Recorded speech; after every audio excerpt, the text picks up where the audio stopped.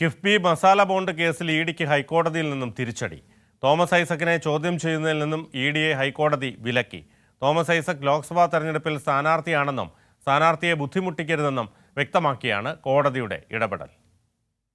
ED summons ചോദ്യം ചെയ്ത് Thomas ഐസക്കും കിഫ്ബിയും സമർപ്പിച്ച ഹർജികളിലാണ് ഹൈക്കോടതിയുടെ ഇടക്കാല ഉത്തരവ്. ലോക്സഭാ തെരഞ്ഞെടുപ്പിൽ സ്ഥാനാർത്ഥിയായ തോമസ് ഐസക്കിനെ ചോദ്യം ചെയ്യുന്നത് ഹൈക്കോടതി വിലക്കി. തെരഞ്ഞെടുപ്പ് കാലത്ത് സ്ഥാനാർത്ഥിയെ ബുദ്ധിമുട്ടിക്കരുതെന്ന് കോടതി ഇഡിക്ക് നിർദ്ദേശം നൽകി.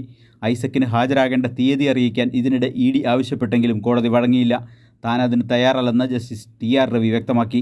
താൻ അപ്രകാരം പറഞ്ഞാൽ അത് ഐസക്കിനെ നിർബന്ധിക്കുന്നതിന് തുല്യമാകും എന്നും കോടതി പറഞ്ഞു. തെരഞ്ഞെടുപ്പിന് ശേഷം അന്വേഷണമാകാം. അത് തോമസ് ഐസക്കിനെ നേരിട്ട് വിളിപ്പിച്ച് വേണോ രേഖാമൂലം മതിയോ എന്ന് പിന്നീട് തീരുമാനിക്കാം. എന്തിനാണ് തോമസ് ഐസക്കിനെ ചോദ്യം ചെയ്യുന്നത് എന്ന് ബോധ്യപ്പെടുത്താൻ ഇഡിക്ക് കഴിഞ്ഞ ദിവസം കോടതി നിർദ്ദേശം നൽകിയിരുന്നു. ചില കാര്യങ്ങളിൽ വ്യക്തതയ്ക്ക് വേണ്ടിയാണെന്നാണ് ഇഡിയുടെ വാദം.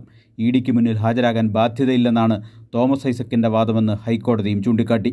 തുടർന്ന് ഹർജി പരിഗണിക്കുന്നത് മെയ് 22 മാറ്റി. കൈരളി ന്യൂസ്, കൊച്ചി.